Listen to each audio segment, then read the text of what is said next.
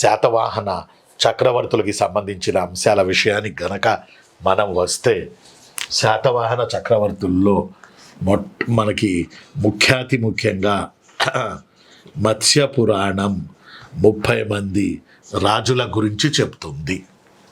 30 మంది రాజులు 450 సంవత్సరాలు అకార్డింగ్ టు మత్స్య పురాణం. దాని ప్రకారం మొట్టమొదటి రాజు పేరు సిముఖ. మొట్టమొదటి రాజు పేరు సిముఖ. కొంచెం గుర్తుపెట్టుకోండి ప్లీజ్. మొట్టమొదటి రాజు పేరు సిముఖ. ఏదో మనం చదువుకోవడానికి మనకి ఈజీగా ఉంటుందని శ్రీముఖుడు అని మనం మాట్లాడుకుంటున్నాం. శ్రీముఖుడు కాదు, సిముఖ. సిముఖ.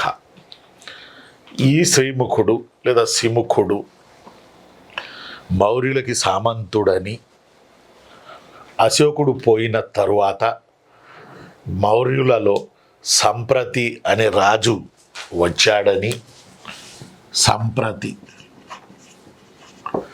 సంప్రతి అనే రాజు వచ్చాడని, ఆ సంప్రతి జైన మతస్థుడని, ఆ సంప్రతి బేసికల్లీ బలహీనుడని నార్త్లో దీన్ని గమనించిన మనోడు శ్రీముఖుడు స్వతంత్రించాడు. అంటే స్వతంత్ర రాజని చెప్పలేం. శ్రీముఖుడు తన రాజ్యాన్ని ప్రారంభించాడు. కరీంనగర్ జిల్లా ఉమ్మడి కరీంనగర్ జిల్లా కోటిలింగాలలో అని మనకి మత్స్య పురాణాలలో రాసి ఉన్నది. మత్స్య పురాణంలో మనకి రాసి ఉన్నది. కొంతమంది ఏమన్నారంటే కణువుల తర్వాత సొంత రాజ్యం పెట్టుకున్నాడు, కణువులు బ్రాహ్మణులే, మనోళ్ళు బ్రాహ్మణులే కనుక అనేది ఒక వాదన.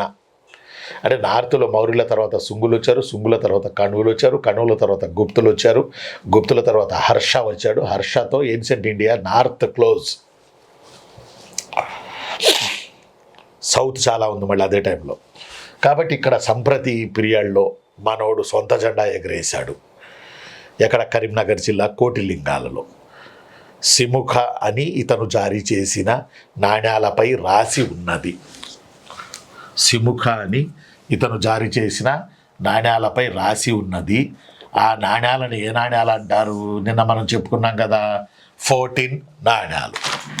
PHOTIN 14 coins. రాగి ప్లస్ తగరం, రాగి ప్లస్ సీసం మిశ్రమంతో తయారు చేయబడిన నాణ్యాలని 14 నాణ్యాలు అంటారని, తక్కువ వాల్యుబుల్ మెటల్ కలిగిన లోహంతో చేయబడిన నాణ్యాలే ఇవి కూడా.